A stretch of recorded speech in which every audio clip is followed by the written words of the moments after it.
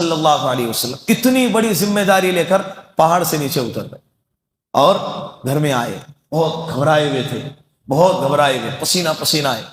بیوی سے کہا، اما خدیجہ رضی اللہ عنہا سے، اللہ ان کو جزائے خیر عطا فرمائے، زملونی زملونی زملونی، چادر اڑاؤ، جلدی سے کمبل اڑاؤ، چادر اڑاؤ. آپ صلی اللہ علیہ وسلم کانپ رہے تھے. اما خدیجہ رضی اللہ عنہا نے جب وہ منظر دیکھا، فوراً چادر آپ صلی اللہ علیہ وسلم پر ڈالی اور لپیٹا. یہ اگر بیوی ہمدرد ہو، غمخوار ہو، ساتھ دینے والی ہو نا، بڑے سے بڑا غم بھی ہلکا ہو جاتا ہے. بڑے سے بڑا غم بھی کیا ہو جاتا ہے. اسی لیے اللہ رب العزت سے دعا مانگنے کی چیز ہے، نیک صالح بیوی عطا فرما. اللہ رب العزت اگر کسی کے ساتھ مہربانی اور احسان کا معاملہ کرنا چاہتے ہیں، اللہ اس کو نیک بیوی عطا فرماتے. کیا فرماتے ہیں؟ نیک بیوی عطا فرماتے. بیوی اچھی دعا کرنا چاہیے. نوجوانوں بیٹھے ہوئے یہاں پہ بہت سارے بغیر شادی شدہ، دعائیں کرو اللہ سے. اگر آڑی ترچھی مل گئی نا، ختم، پھر زندگی بھر راتوں کی نیندیں حرام ہو جائیں گی. اور نیک صالح اولاد بھی اللہ سے مانگنا چاہیے. یہ دونوں چیزیں، نیک صالح بیوی اور سمجھ جاؤ دنیا میں جنت مل گئی. دنیا میں کیا مل گئی؟ جنت مل گئی. ورنہ دنیا ہی میں جہنم کے مزے چکوں گے. اللہ سے مانگو.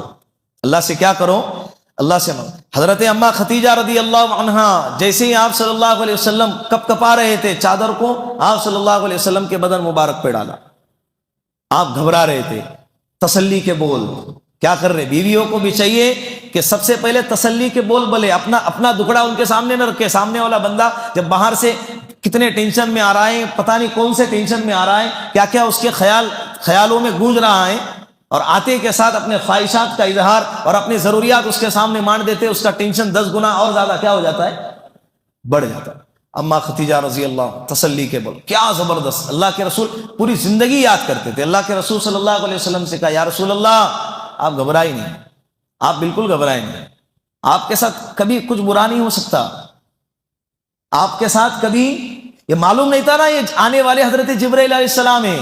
جب پھوپھی زاد بھائی کے پاس، ورقہ بن نوفل کے پاس لے جایا گیا، حضرت اما خدیجہ رضی اللہ عنہا نے کہا کہ میرے بھائی جو ہے نا تورات کے بہت بڑے عالم ہیں، ان کے پاس لے جاتے ہیں، ان سے پوچھتے ہیں کہ کیا ہو گیا ہے. جب ان کے پاس گئے اور پوچھا گیا تو انہوں نے کہا کہ جو آپ کے پاس آیا ہے وہی فرشتہ موسیٰ علیہ السلام کے پاس آتا تھا.